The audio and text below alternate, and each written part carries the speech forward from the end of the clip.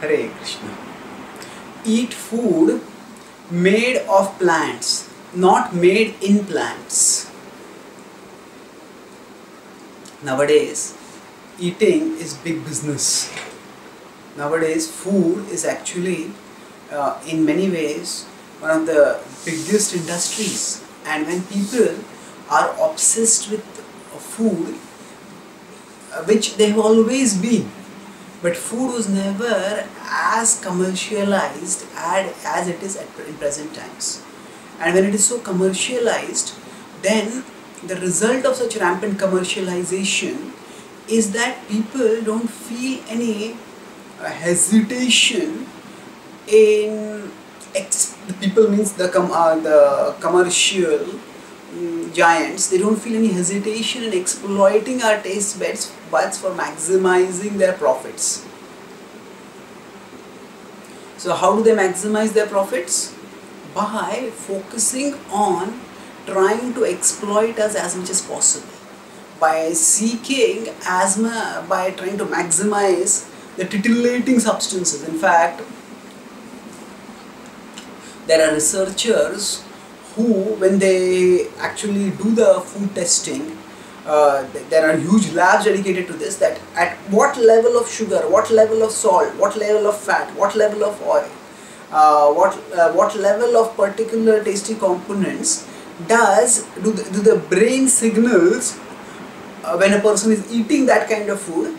At what level does the brain signals attain a peak? That means that's the time when the person gets the maximum taste. And so that is the level of additives that are added so that the person gets the maximal taste. And when people get the maximum taste, when the brain gets a sensation of zing, a zing sensation, yes, you feel sort of neurochemically induced state of temporary ecstasy.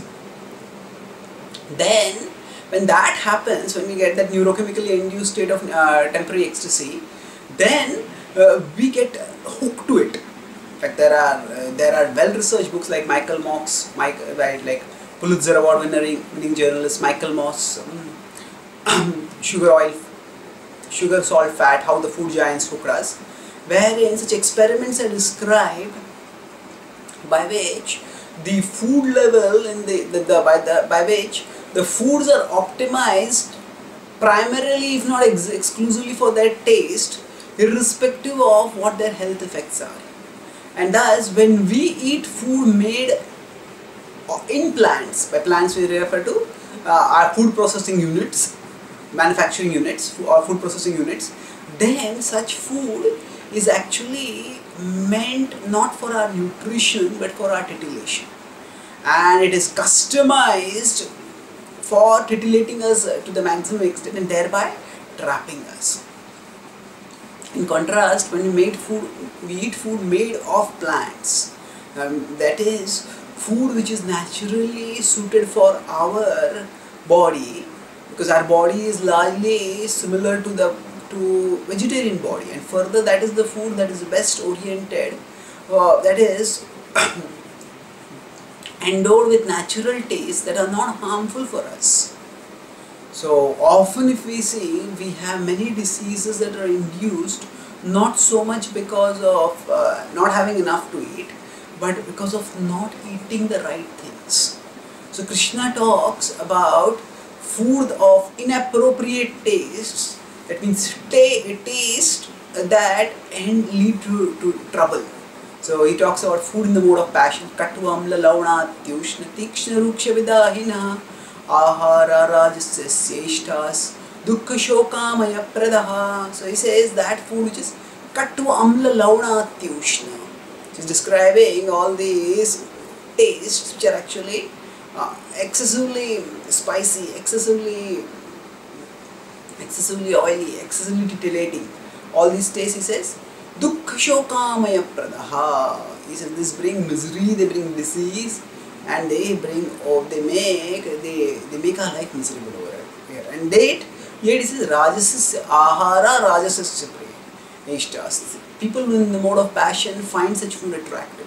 So what we need to do is, we need to recognize that rather than letting ourselves be enslaved by the artificial tastes of food made in plants, we can actually strive to get a taste for the natural taste, natural healthy taste of food made of plants. And by such food, by eating such healthy food, not only will we, by eating such natural food, not only will we be healthy, but our taste will also become refined. Quite often, when we don't have a refined taste, then we don't taste the individual foodstuffs at all. We only taste the spices and the oils and the sugar and the salt that is added to it. But when we minimize these artificial taste titilators and then focus on eating foods which are natural, then we find that how each natural food has its own special taste. And further, if we offer that food to Krishna and then we remember that food is a gift from Krishna and thank him while we are eating that food, then that becomes further, we experience not only the sattvic material taste of the food which is endowed to it by nature, but we also relish the spiritual taste of the grace of Krishna coming through that food. And such eating is far more fulfilling than whatever titillation we might get by the most commercially glamorized food made in artificial plants, in chemical food processing plants. Thank you.